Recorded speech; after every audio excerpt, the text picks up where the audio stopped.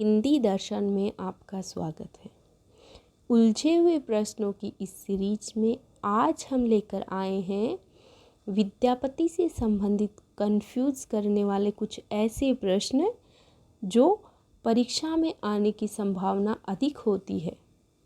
तो आइए देखते हैं कवि विद्यापति और उसकी रचनाओं से संबंधित कुछ प्रश्न। विद्यापति बिहार के रहने वाले थे और इन्होंने 3 प्रमुख रचनाओं को लिखा, पदावली, कीर्तिलता और कीर्ति पताका। इनकी भाषा से संबंधित प्रश्न पूछा जाता है कि पदावली की भाषा, कीर्तिलता और कीर्ति पताका की भाषा कौन सी है।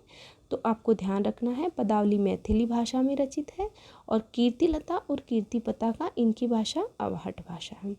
पदावली जो रचना है वह मैथिली भाषा में रचित है और कीर्तिलता और कीर्ति पताका अवहट भाषा में रचित है। मैथिली भाषा में सरस काव्य रचने के कारण इनको मैथिल कोकिल भी कहा जाता है।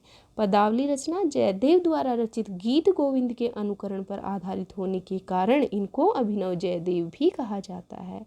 इतिहासकारों ने इन्हें नव कवि शेखर भी कहा है। ये राजा शिव सिंह के दरबारी कवि माने जाते हैं और शैव मत को मानने वाले थे।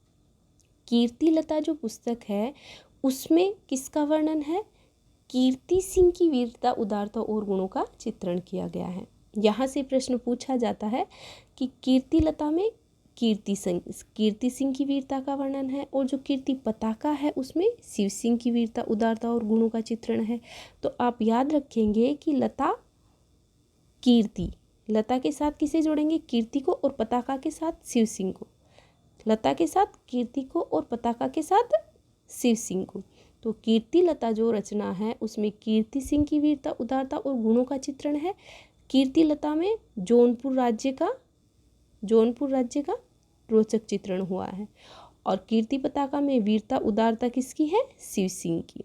विद्यापति भगवान शिव की भक्ति में रचे गए पद जो नृत्य के साथ गाए जाते हैं वे नचारी कहलाते हैं।